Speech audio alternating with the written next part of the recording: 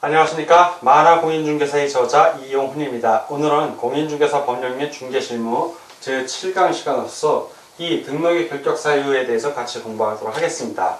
1. 등록의 결격 사유의 의의. 2. 결격 사유의 내용. 3. 결격 사유에 해당될 때의 효과에 대해서 같이 알아보도록 하겠습니다. 먼저 등록의 결격 사유의 의의입니다.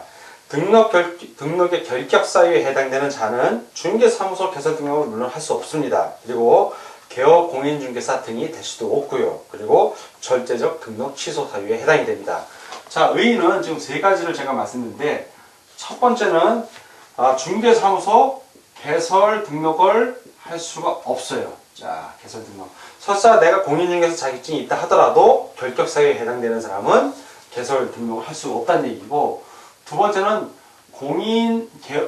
개업 공인중개사. 자, 개업 공인중개사 등이라고 표현했어요. 등. 자, 이 등이라는 말이 중요한 겁니다. 당연히 개업 공인중개사 들어가고요. 그리고 소속 공인중개사, 그리고 중개보조원, 그리고 법인의 사원, 임원을 말합니다. 즉, 개업 공인중개사 등이 될 수 없다는 얘기는 중개업에 종사할 수가 없다는 얘기입니다. 세 번째, 등록의 결격 사유에 해당될 경우에 이미 개업 공인중개사로 등록을 했어요. 그런데 등록의 결격 사유에 해당이 되면 이거는 등록 취소 사유에 되는데, 절대적이니까 등록관청이 이러한 사실을 발견을 하게 되면 무조건 취소하여야 한답니다. 취소할 수 있다가 아니라 절대적 등록 취소 사유에 해당이 됩니다. 절대적 등록 취소 사유. 그래서 등록의 결격 사유의 의의는 이렇게 되고, 다음은 이 등록의 결격 사유의 내용에 대해서 같이 공부를 하겠습니다. 자, 이번에는 결격 사유의 내용에 대해서 알아보도록 하겠습니다. 교재에 보면 총 12가지가 나오는데 지금부터 하나씩 보겠습니다. 첫 번째, 어떤 경우가 결격 사유냐? 가장 첫 번째는 미성년자입니다. 미성년자. 성년이 되지 않은 사람을 얘기합니다. 미성년자. 미성년자는 개업 공인중개사 등이 될 수 없다. 미성년자라도 공인중개사 자격시험은 볼 수 있습니다. 다만 합격하더라도 성년이 되기 전에는 중개업에 종사할 수 없는 것입니다. 왜냐하면 등록의 결격 사유지 자격의 결격 사유는 아니기 때문입니다. 자, 두 번째 결격 사유 두 번째는 피성년 후견인. 피성년 후견인 또는 피한정 후견인입니다. 피한정 후견인. 역시 이 경우에도 등록의 결격 사유에 해당이 돼서 등록을 할 수가 없습니다.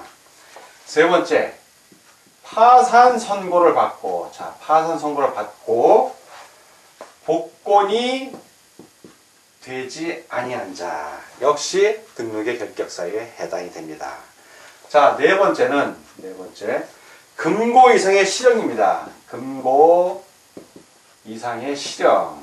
자, 이 금고 이상의 실형 어떤 게 있나 하면 사형, 그리고 징역, 금고. 사형은 죽는 거고, 징역은 감옥에 갇혀서 노역, 일도 해야 돼요. 금고는 그냥 갇혀만 있는 겁니다. 자, 징역이나 금고 다 감옥에 있는 것을 말합니다. 금고 이상의 실형에 선고를 받고, 실형에 선고를 받은 거예요. 판결을 받았다는 얘기입니다. 받고, 그 집행이 종료되거나, 집행이 면제된 날부터, 집행 면제 된 날부터, 이 날부터 몇 년? 자, 3년입니다. 3년이 지나지 아니한 자. 자, 그러면 3년이 지나면 등록의 결격사에서 벗어나니까 등록을 할 수 있다는 얘기고요. 3년이 지나지 아니한 자는 등록의 결격사유에 해당이 된다는 겁니다. 그러면 이 금고 이상의 실형을 선고받았을 경우, 3년 이내인 경우 어떤 경우인지 좀 구체적으로 보면, 첫째, 이제 만기 석방이 되는 경우가 있어요. 만기 석방. 기간 꽉 채우고 석방이 된 겁니다. 만기 석방인 경우에는 그 석방일로부터 3년, 3년이 지나면 개업 공인중개사가 될 수 있는 겁니다. 예를 들어서 징역 2년을 선고받았습니다. 징역 2년. 그리고 만기의 석방, 즉 2년의 형기를 다 마치고 석방된 거죠. 이런 경우에는 석방일부터 3년이 지나야 결격 사유에서 벗어나게 됩니다. 자, 이제 가석방인 경우가 있어요. 가석방. 가는 임시란 뜻이죠. 임시. 가석방. 이때의 가는 거짓 가짜가 아니라 임시로 석방시켜 주는 겁니다. 자, 가석방. 먼저 두 가지 경우가 있는데 유기징역의 경우입니다. 유기징역. 기한이 있다는 얘기죠. 유기징역의 가석방의 경우에는 임시로 석방이 됐으니까 아직 잔여 형기가 남은 상태에서 임시로 석방해 준 겁니다. 그래서 잔여 형기를 다 지나야 돼요. 남아있는 형기란 얘기고, 잔여 형기 다 지나고 또 3년.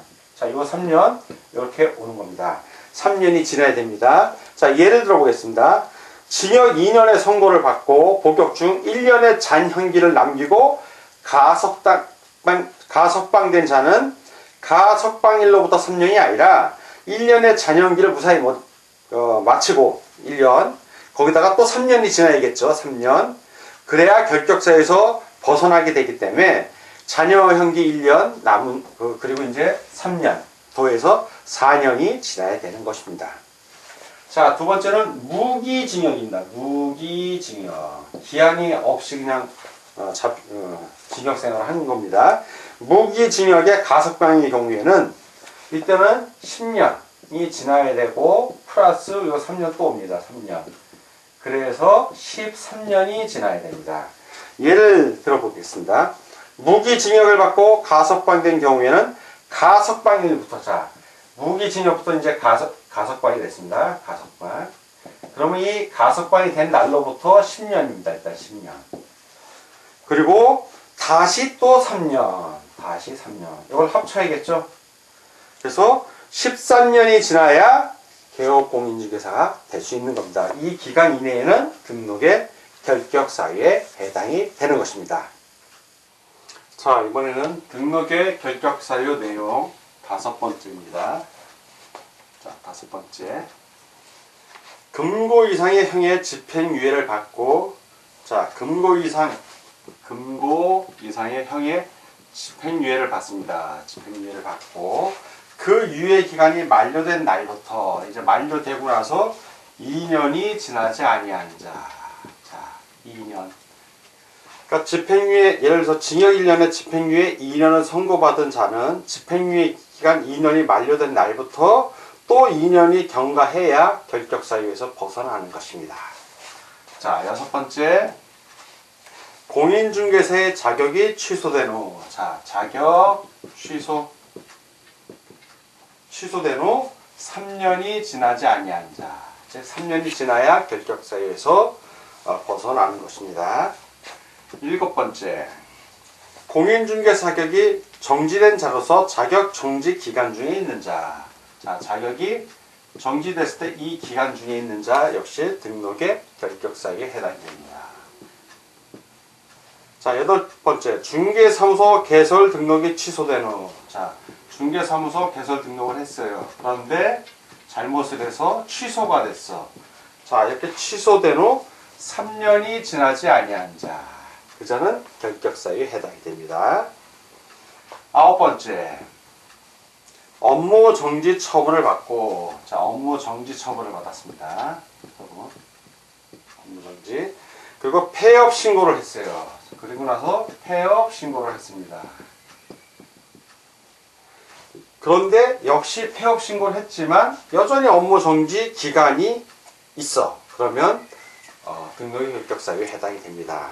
그래서 업무 정지 처분을 받고 폐업 신고를 한 자로서 업무 정지 기간이 지나지 아니한 자 등록의 결격사유에 해당이 됩니다.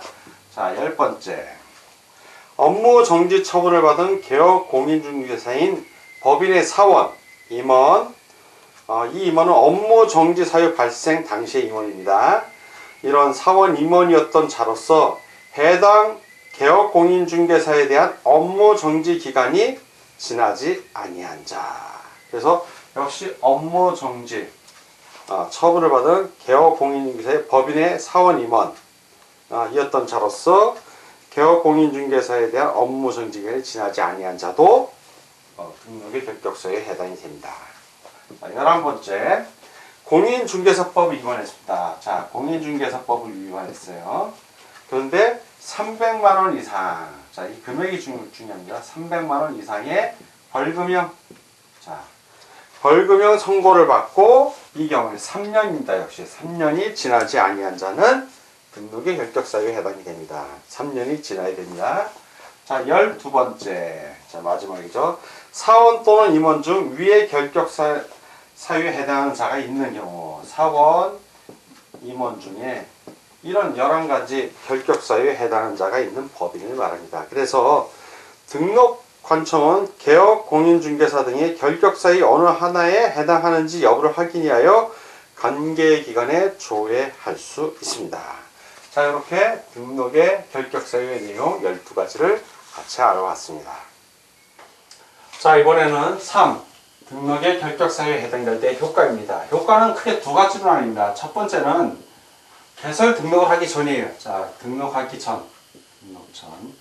자, 두 번째는 등록을 한 이후에 개설 등록을 하고 중개업을 하는 과정에서 개설 등록 등록의 결격 사유가 발생한 경우입니다. 이 둘로 나뉘는데, 자, 등록 전에는 보겠습니다. 신규 등록이 안 돼요. 신규 등록이. 내가 개업 공인중개사로서 개설 등록하겠다고 신청을 했는데 등록의 결격 사유가 있는 거예요. 그러면 등록이 안 됩니다. 첫 번째 안 되고, 두 번째는 중개법인의 사원 또는 임원으로 선임될 자 중에 1인이라도 결격죠. 사원이나 임원 중에 1인이라도 결격사유에 해당이 되면, 결격사유가 있으면 어떻게 된다? 중개법인으로서의 중개사무소 개설 등록을 받을 수 없다. 역시 신규 등록이 또 마찬가지예요. 개설 등록을 할 수 없다. 네. 중요한 겁니다. 두 가지. 즉 개인인 경우에도 등록이 안 되고 법인인 경우에도, 자, 법인입니다. 중개법인으로서 지금 등록을 하려고 해요. 법인이어도 등록이 안 된다는 얘기예요. 자, 등록 후에 발생을 했습니다. 자, 그러면 등록관청은 개설 등록 취소 처분을 해야 돼요. 예, 이거는 절대적 등록 취소 처분을 해야 되는 사유에 해당이 돼요. 절대적 등록 취소 처분. 그래서 중개법인인 경우, 자, 중개법인의 경우에는, 자, 법인, 그 사원 또는 임원 중 결격 사유에 해당하는 자가 있으면 개설 등록 취소 처분을 받게 돼요. 마찬가지로 중개법인도 사원 또는 임원이 단 한 명이라도, 자, 그 결격 사유에 있는 자가 있으면, 결격 사유에 해당이 되면 등록 취소 처분을 받아요. 등록 취소 처분을 받는 겁니다. 자, 근데 중개법인인 경우에 좀 억울할 수 있잖아요. 그 사람을 없으면 되는 거니까. 그래서 어떤 조항이 있냐면, 그 결격 사유에 해당되는 사원이나 임원을 2개월 이내에 그 사유를 해소를 하면 등록이 취소되지 않아요. 즉, 2개월 이내에 그 사람을 계임을 하는 거죠. 바꾼다는 얘기예요. 자, 이 등록 결격 사유에 해당하는 사람을 2개월 이내에 사유를 해소하면 중개법인이 그 등록의 결격 사유에 해당되지 않으니까, 그러면 등록은 취소되지 않는다. 계속 그대로 유지가 되는 거예요. 중개법인으로서의 활동을 할 수 있는 겁니다. 자, 이제 마지막으로, 이제 이건 세 번째라고 되어 있지만, 등록의 결격 사유에서 개업 공인중개사가 둘 다 마찬가지예요. 지금 그 공인중개사인 개업 공인중개사가 있고 법인인 개업 공인중개사, 이 둘이 있는데 등록 취소 처분 사유에 해당이 되는데, 등록 취소 처분 사유에 해당이 되는데 아직 등록 취소 처분을 받은 건 아니에요. 그러면 중개업할 수 있습니다. 즉, 무등록 중개업자들은 비개업 공인중개에 해당이 되지 않아요. 사유에 해당이 될 뿐이지 아직 등록 취소 처분을 받기 전에는 상관이 없다는 얘기예요. 그냥 중개업을 하면 되는데, 등록 취소 처분을 받았어. 자, 등록 취소 처분을 받았어. 자, 이렇게 되면 더 이상 중개업을 하면 안 되는 거예요. 이 등록 취소 처분을 받은 후에 중개업을 하면 그때는 무등록 중개업이 되는 거예요. 그래서 비개업 공인중개사가 되기 때문에 3년 이하의 징역 또는 2천만 원 이하의 벌금에 처해지는 겁니다. 자, 오늘은 공인중개사 법령인 중개실무 제7강 시간이었고, 이 등록의 결격 사유, 2. 등록의 결격 사유의, 이 등록의 결격 사유의 내용, 3. 등록의 결격 사유에 해당될 때 효과 등에 대해서 같이 공부하였습니다. 자, 오늘 공부하느라고 수고 많으셨습니다. 다음 시간에 뵙겠습니다. 감사합니다.